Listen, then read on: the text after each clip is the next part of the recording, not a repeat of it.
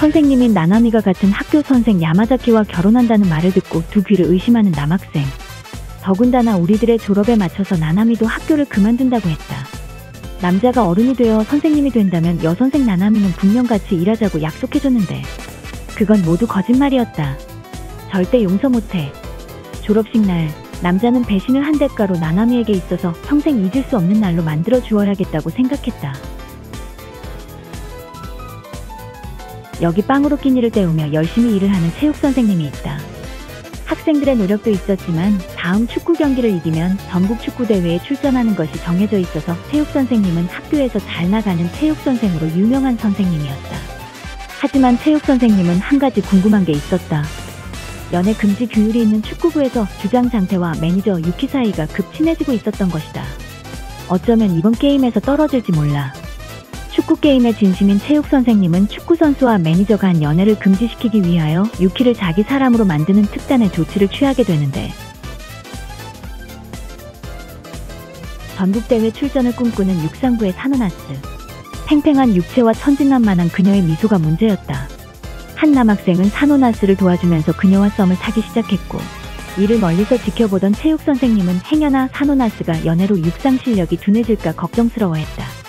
체육 선생님은 자신의 육상 선수 사노나스를 최고의 선수로 키우기 위해 노력하고, 심지어 원하는 약을 제조하는 화학 공부까지 하는 열정을 보인다. 한편 남학생은 그녀에게 프로포즈했지만 그녀는 대회 후에 정식으로 사귀자며 거절했고, 빡이 친 남학생을 체육 선생님이 저지한다.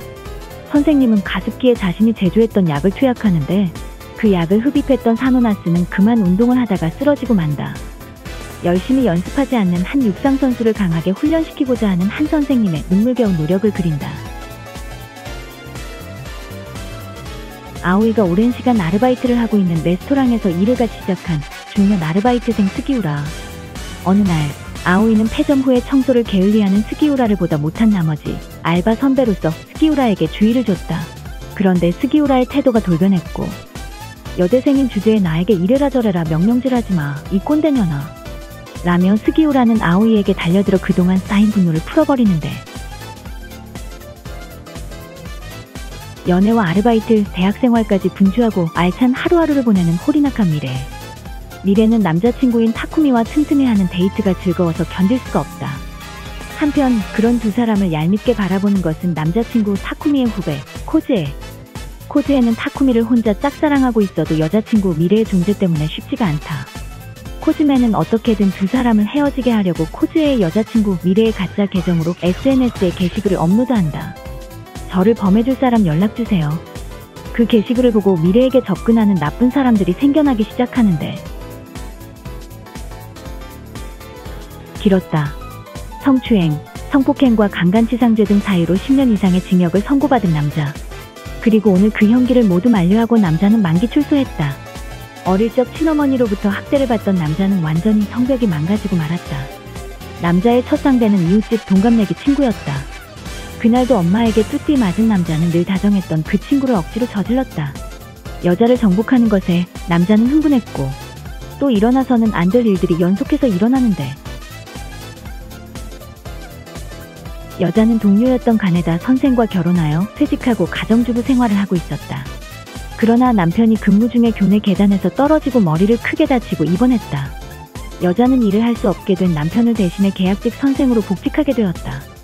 학교는 한 학생이 전학을 오고 난 이후로 분위기가 전과 사뭇 달라져 있었다. 여자는 사고뭉치 문제아들만 모아 격리해둔 특별반에 배치되었고, 문제아들을 제압하려 했지만 쉽지 않았다. 계단에서 삥 뜯기고 있는 한 학생을 도와준 여자는 그 아이로부터 뜻밖의 이야기를 듣게 되는데, 남자는 정말 좋아하는 츠무기가 교사의 뜻을 두고 있다는 소식을 듣고 기뻤다. 츠무기는 그때 당시의 그 모습처럼 그대로 지금도 아름다웠다. 남자는 츠무기의 모든 것이 갖고 싶어 교장이 되었고, 모든 수단을 동원하여 츠무기를 자신의 학교로 불러들였다. 알아? 이제부터 넌 내 물건이 되어야겠어.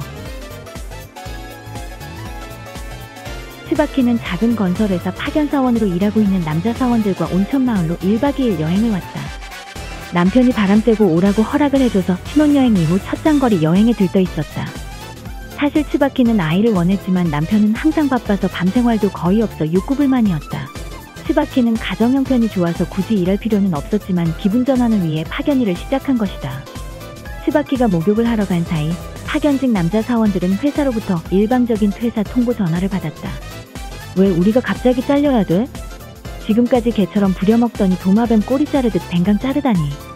아 씨발, 츠바키 전혀만 좋겠네. 남편이 부자라 일자리가 없어져도 남편이 돈을 알아서 벌어다 주겠구나. 존나 좆띠 짜증나니까 술이나 퍼먹자. 아, 그런데 나에게 좋은 생각이 났어. 남자 사원들과 츠바키 사이에 숨막히는 왕게임이 시작되는데 과연 츠바키는 무사할 수 있을까? SNS 보급에 따라 여자 아이돌은 직접 팬과 소통할 수 있기 때문에 소속사를 통하지 않고 쉽게 팬과 만날 수 있는 시대가 됐다. 중년 덕후가 미인 토끼 분장 여자 아이돌과 소속사 몰래 무허가 만남을 하게 되었다. 그러나 소속사 보호를 벗어난 미인 레이어의 개인 촬영회에는 위험이 따르기 마련이었다.